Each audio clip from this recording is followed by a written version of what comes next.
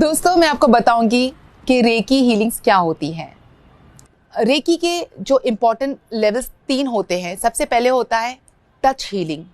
Touch healing जिसे आप touch के साथ खुद को हील कर सकते हैं एंड सामने वाले को हील कर सकते हैं, 1 पर्सन एट अ टाइम। ये होता है टच हीलिंग। लेवल 2 होता है डिस्टेंस हीलिंग। डिस्टेंस हीलिंग आप एक साथ पूरी फैमिली को, ग्रुप को सेंड कर सकते हैं हीलिंग्स उनके एब्सेंस में। फॉर एग्जाम्पल, आप बम्बई में हैं और कोई बंदा दुबई में है या कोई गुजरात में है या फिर कोई आपके नेक्स्ट सोसाइटी में है, आप जा नहीं सकते हैं, आप अपने घर बैठे उन्हें रेकी सेंड कर सकते हैं। जी हाँ, और ये सिर्फ फिजिकली इसमें इन्वॉल्वमेंट नहीं होता है। फिजिकल तो पर्सन रहता है जो रेकी सेंड करता है और फिजिकल सामने वाला पर्सन होता है जिसको रेकी जाती है, बट इसमें मेंटल इमोशनल हीलिंग्स आ जाती है, सिंबल्स आते हैं।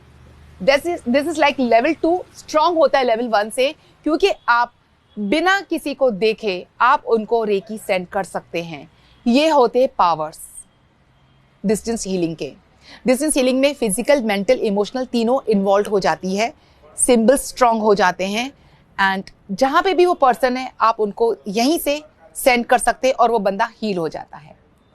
Level 3 highest level, spiritual healing, जिसमें फिजिकल, मेंटल, इमोशनल के साथ स्पिरिचुअल हीलिंग आ सकती है। ये हीलिंग्स हम कंट्रीब्यूट करते हैं मदर अर्थ को, नेचर को। यानी कहीं पे बहुत ज़्यादा बारिश हुई है उसे रोकने के लिए, कहीं पे सूखा पड़ा है बारिश लाने के लिए, यहाँ पे कोई वर्ल्ड वॉर की तैयारियां हो रही है, तो जो भी हीलर्स होते हैं वो कंट्रीब्यूट हीलिंग करते हैं मदर अर्थ को कि शांति रहे, एकता रहे। कहते हैं ना कि बूंद बूंद से सागर बढ़ता है, तो जब मिलकर एक साथ जब प्रेयर करते हैं, एंड अगर हम खुद के लिए प्रेयर करेंगे ना तो वो इतने प्रेयर जल्दी असर नहीं करते हैं। आप नोट कीजिए, आप कभी भी किसी और के लिए प्रेयर करेंगे, वो होता है निस्वार्थ भाव। जब भी आप दूसरों के लिए सोचेंगे तो ईश्वर आपके लिए सोचेगा। तो जब भी हम दूसरों के लिए प्रेयर करते हैं वो प्रेयर आंसर जल्दी होती है। सो ये होता है स्पिरिचुअल हीलिंग की मीनिंग, कि हम करते हैं दूसरों के लिए, स्पिरिचुअल हीलिंग सेंड करते हैं। जैसे मानो कोई कहता है कि मैं एकदम बेचैन रहता हूँ, कोई इशू लगता है, लेकिन मैं टेस्ट कराता हूँ, डॉक्टर्स कहते हैं रिपोर्ट्स नॉर्मल है, फिर तुम ठीक क्यों नहीं हो रहे।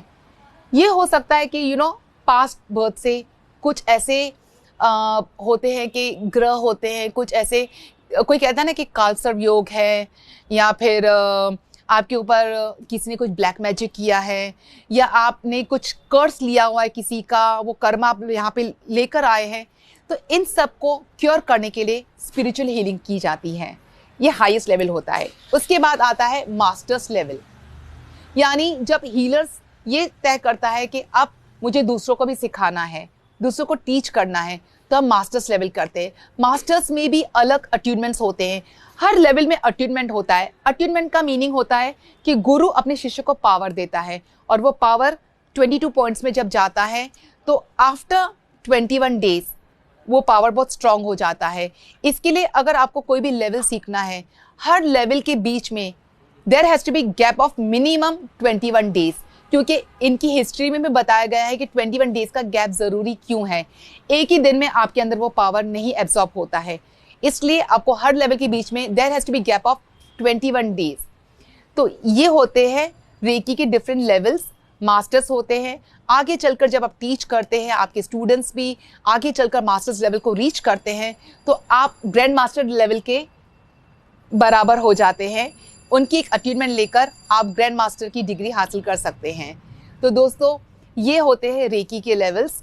एंड जैसे मैं खुद एक रेकी ग्रैंड मास्टर हूँ, तो मैंने ये सारे लेवल्स को रीच किया है एंड मेरे स्टूडेंट्स भी काफ़ी मास्टर्स बन चुके हैं।